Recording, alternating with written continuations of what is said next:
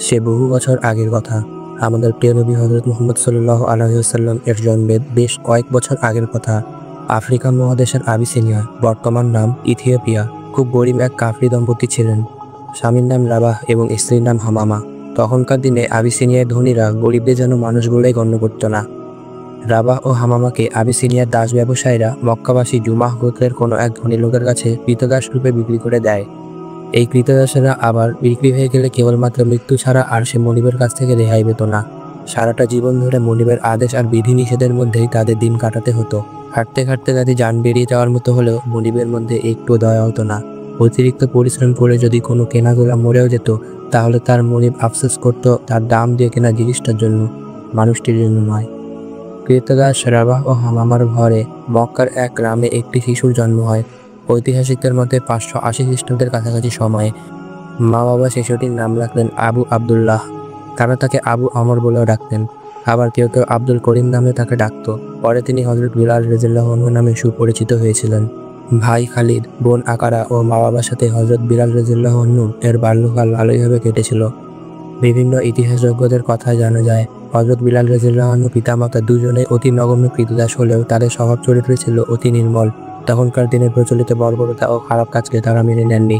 তারা এক সৃষ্টিকর্তার ওপর বিশ্বাস রেখে মনে মনে আল্লাহকে ডাকতেন। তাদের চরিত্রে সততা ও সত্যবাদিতা ছিল। বাবা মার গুণাবলী হযরত বিলাল রাদিয়াল্লাহু আনহু এর জীবনের প্রতিফলিত হয়েছিল। হযরত বিলাল রাদিয়াল্লাহু আনহু তখন তরুণ, দীর্ঘ পাতলা দেহ, মসৃণ চামড়া, উজ্জ্বল তামাটে গায়ের রং, সুন্দর নাক, ঘন চুল, মিহি শ্বশ্রুশোভিত দুটি গাল। দীর্ঘ আকৃতি বিশিষ্ট হযরত বিলাল রাদিয়াল্লাহু আনহু ছিল অক্লান্ত কর্মশক্তি। শুধু দৈহিক সৌন্দর্যই নয়, কিছুটা তোতলা হলেও তিনি ছিলেন সুরেলা এবং অত্যন্ত মধুর কণ্ঠস্বরের অধিকারী। আল্লাহ প্রদত্ত জ্ঞানও ছিল তার অসীম। নিজের সম্বন্ধে তিনি ছিলেন যথেষ্ট সচেতন ও শ্রদ্ধাশীল। মক্কার শক্তিশালী জুমাহ গোত্রের উমাইয়া বিন খালদ ছিল তার মুনিব, অত্যন্ত নিষ্ঠুর ও দাম্ভিক। সে হযরত বিলাল রাদিয়াল্লাহু আনহুকে হাড় ভাঙা খাটুনি খাটাতো। যদিও তার সততা ও কর্মদক্ষতায় সে বেশ খুশি ছিল এবং তার ব্যবসা বাণিজ্যের ব্যাপারে সে তাকে বিশ্বাস করত। দূরের যাত্রাপথের তাদের গোত্রের কাফেলার পরিচালনার দায়িত্ব তার অধিকাংশ সময় তাকেই দেওয়া হতো। ইয়ামেন ও সিরিয়া অভিমুখী ব্যবসায় উপলক্ষে যখন কাফেলা চলতে চলতে যাত্রীরা যখন ক্লান্ত হয়ে পড়ত, তখন অনেক সময় হযরত বিলাল রাদিয়াল্লাহু আনহু মধুর কণ্ঠে গান গেয়ে তাদের ক্লান্তি দূর করতেন। তার মুখে মৃদু হাসি লেগেই থাকতো। তিনি উপস্থিত হলেই সেই স্থানের লোকেরা খুশি হয়ে উঠত।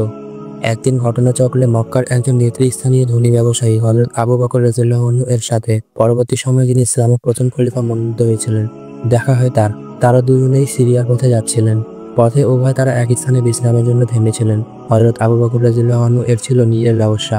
তখনও হযরত মুহাম্মদ সাল্লাল্লাহু আলাইহি ওয়াসাল্লাম এর ওপর ওহী নাজিল হয়নি। ক্লান্ত পরিশ্রান্ত যাত্রীদের হযরত বিলাল রাদিয়াল্লাহু আনহু যখন মধুর সুরে গান গেয়ে আনন্দ দান করছিলেন, মুগ্ধ হযরত আবু বকর রাদিয়াল্লাহু আনহু এগিয়ে এসে তার সাথে আলাপ করেন। আলাপ পরিচয়ে বিলালের কতগুলো গুণে হযরত আবু বকর তার প্রতি আকৃষ্ট হন। এই ভ্রমণের সময় হযরত বিলাল রাদিয়াল্লাহু আনহুর মনে তার পূর্বপুরুষদের ও মেয়েদের তৈরি মাটি, কাঠ বা পাথরের মূর্তি পূজার বিষয়টি নিয়ে বেশ চিন্তা ভাবনার উদ্বেগ হয় ও তার মনে নানান রকম বিরূপ প্রশ্ন জাগে। সিরিয়ায় পৌঁছে তিনি লক্ষ্য করলেন হযরত আবু বকর রাদিয়াল্লাহু আনহু একজন দরবেশের কাছে গিয়ে তার নিজের এক স্বপ্ন বৃত্তান্ত বলে তার অর্থ বলে দিতে অনুরোধ করছেন। দরবেশ বলছেন, আপনি ইনশাআল্লাহ একজন ভবিষ্যৎ নবী, যিনি আপনার গোত্র থেকেই হবেন, তারই প্রতিনিধি কর্মচারী হবেন এবং তার মৃত্যুর পর আপনি হবেন তার উত্তরাধিকারী খলিফা। বিলাল অবাক হয়ে গেলেন। দরবেশকে জিজ্ঞেস করলেন, নবী সে আবার কি? দরবেশ বললেন, নবী হলো আল্লাহর দূত। আল্লাহ তাআলা তাকে লোকদের সত্যের ও সুন্দরের পথে চলাবার নির্দেশ দেন। মক্কার লোকেরা তখন মূর্তি পূজা করত। বিলালও তাদের মতো তাই করত। তাদের সবচেয়ে বড় মূর্তির নাম ছিল হাবল। তাছাড়াও আল আল্লাহ, আল উজ্জা, ইসাফ, নাইলাহ নামক মূর্তি ও আরও অনেক মূর্তিকে তারা পূজা করত। হাবল মূর্তিটার ডান হাত ভাঙা ছিল, কিন্তু পূজারীরা সেটা সোনা দিয়ে মেরামত করে দিয়েছিল। বিলাল যখনই ব্যবসা উপলক্ষে যাত্রা করতেন, প্রথমে মূর্তিগুলোর বিশেষ করে হাবলের পায়ে করে প্রণাম করতেন। ব্যবসায় লাভবান হয়ে ফিরে এসে ফের ওই মূর্তিটার পায়ে পড়ে কৃতজ্ঞতায় প্রকাশ করতেন। এবার ব্যবসা থেকে ফিরে এসে হাবলের সামনে গেলেন। ভাবলেন, আচ্ছা, হাবল যদি এতই ক্ষমতাশালী হয়, তবে নিজের হাতটা রক্ষা করতে পারলেন না কেন?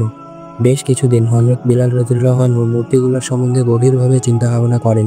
অনেক প্রশ্ন তার মনকে বিক্ষিপ্ত করে। মূর্তিগুলোর অসারতা, এক আল্লাহ ও অনন্য চরিত্রের অধিকারী হযরত মুহাম্মদ সাল্লাল্লাহু আলাইহি ওয়াসাল্লাম এর কথা ভাবেন। এক রাত্রে হযরত বিলাল রাদিয়াল্লাহু আনহু তাদের জননির্ধারিত ঘরে মাদুরে শুয়ে এইসব কথা ভাবছিলেন। এ সময় ফিসফিসে এক আওয়াজ শুনলেন, বিলাল, বিলাল, কি ব্যাপার হযরত আবু বকর? বেলাল উঠে আস্তে দরজা খুলে দিলেন। শুনুন, খুবই একটা সুখবর এনেছি। বিলাল এদিক ওদিক তাকিয়ে বললেন, জনাব, সকাল পর্যন্ত কি অপেক্ষা করা যায় না?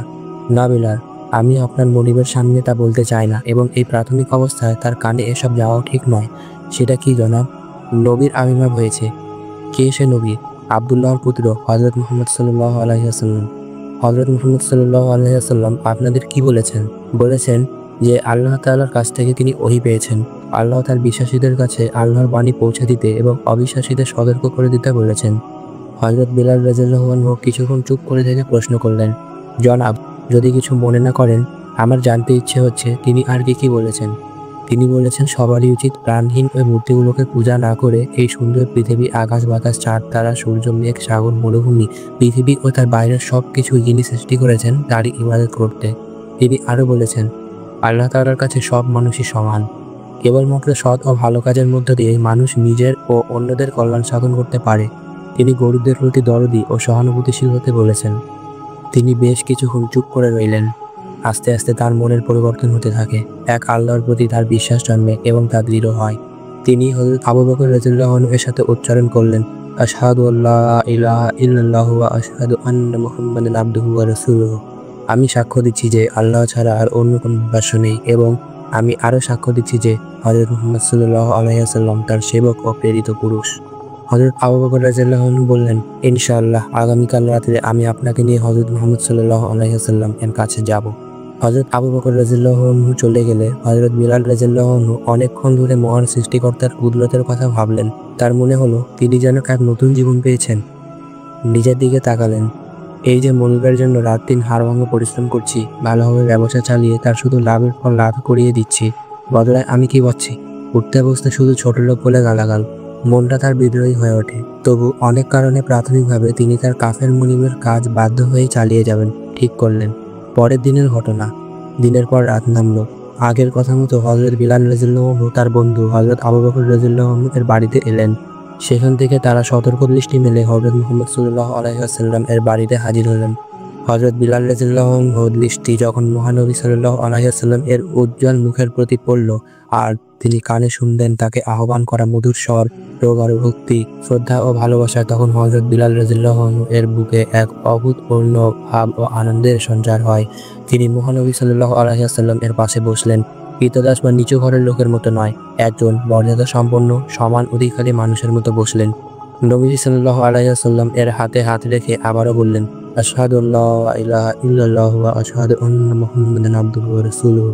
রাসূলুল্লাহ সাল্লাল্লাহু আলাইহি ওয়াসাল্লাম এর সাথে কথা বলে তার মন আনন্দ ও তৃপ্তিতে ভরে গেল। এমন আনন্দ তিনি আগে কোনোদিনই পাননি। সকাল হবার আগেই হযরত বিলাল রাদিয়াল্লাহু আনহু তার বিছানায় ফিরে আসেন এবং গভীর সুখ নিদ্রায় অভিভূত হয়ে পড়েন। দিনে তিনি তার মনিবের কাজ স্বাভাবিকভাবেই করে যান, কিন্তু রাতে সবাই যখন ঘুমাতে যায়, হযরত বিলাল রাদিয়াল্লাহু আনহু গোপনে বাসা থেকে বের হয়ে পড়েন।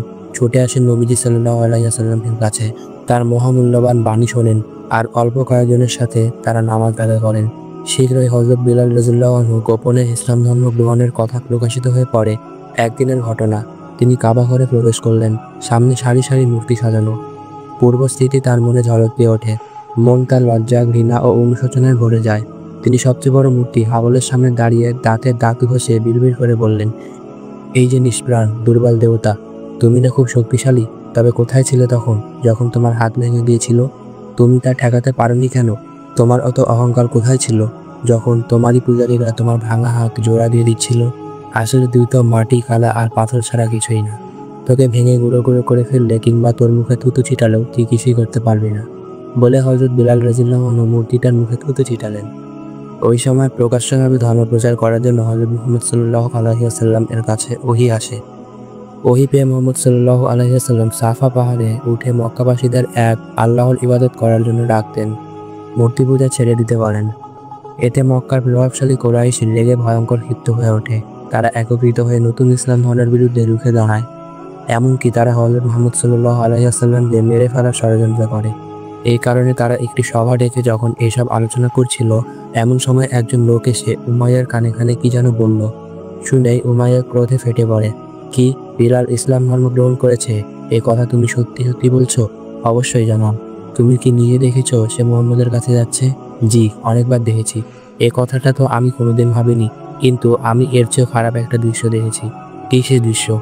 আমি বিলালকে দেখলাম সে আমাদের সবচেয়ে সম্মানিত দেবতা হাবলের মুখে থুতু ছিটাচ্ছে। কি কি বললে তুমি? রাগে উমাইয়ার মাথায় যেন আগুনের হালকা ছোটাছুটি করছে। চেঁচিয়ে বলল, তার এত বড় সাহস হলো? এ তো অমার্জনীয় এক অপরাধ।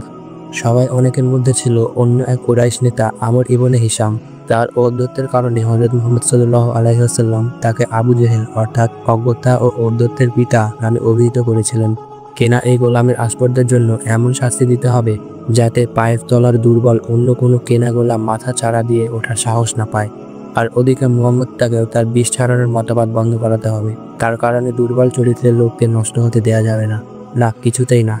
উমাইয়া খুশি হলো। ঠিকই বলেছেন আপনি। আবু জেহেল খুবই উত্তপ্ত। বলল, হ্যাঁ, ওই ধর্মত্যাগী বিলালকে কোনো রকম দয়া মায়া দেখানো উচিত না। আমি প্রতিজ্ঞা করছি মুহাম্মদের ওই নতুন ধর্মকে অচিরেই গলা টিপে মারবই।